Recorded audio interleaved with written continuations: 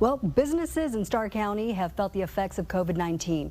One restaurant, known as a Texas Treasure, nearly closed their doors for good. But as Channel 5's Marisol Villarreal reports, it'll take a lot more than that to tear them down. The Texas Café in Rio Grande City has been open for about 82 years, and the building hasn't changed much since the 70s, and the owners aren't letting anything mess with tradition. The virus did hit our family pretty hard, and I had to put my parents in the nursing home because of it. Becky Garza is the owner of the Texas Café in Rio Grande City. The business first opened in 1939 by Garza's father, then was passed down to her father. It's officially marked by the Texas Historical Commission as a historical business Texas treasure.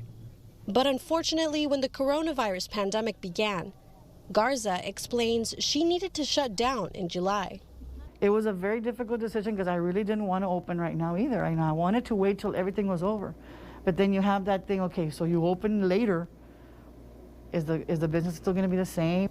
During that time, her mom, dad, brother, and herself had contracted the virus, but were all able to pull through. We came back. My father, as soon as he got out of the nursing home, ya abriste, mija, ya, ponte, ya, no, ya está cerrado mucho tiempo. As long as my father's around, I'm going to keep this place alive. After 5 months of being shut down, the cafe opened earlier this month.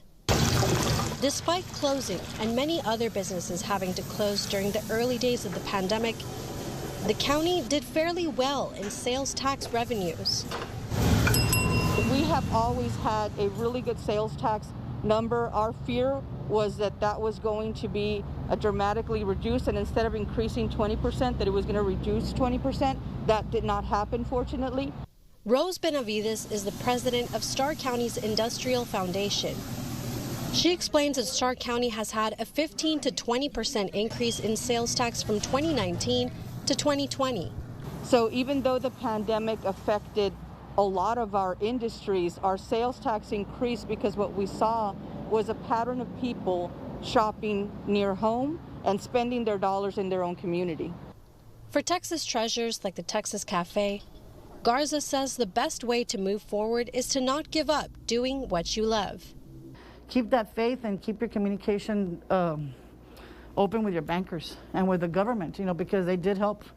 For any businesses in Starr County interested in learning more about financial COVID relief programs, you can call 956-487-2709 or head online to www.starrcounty.org.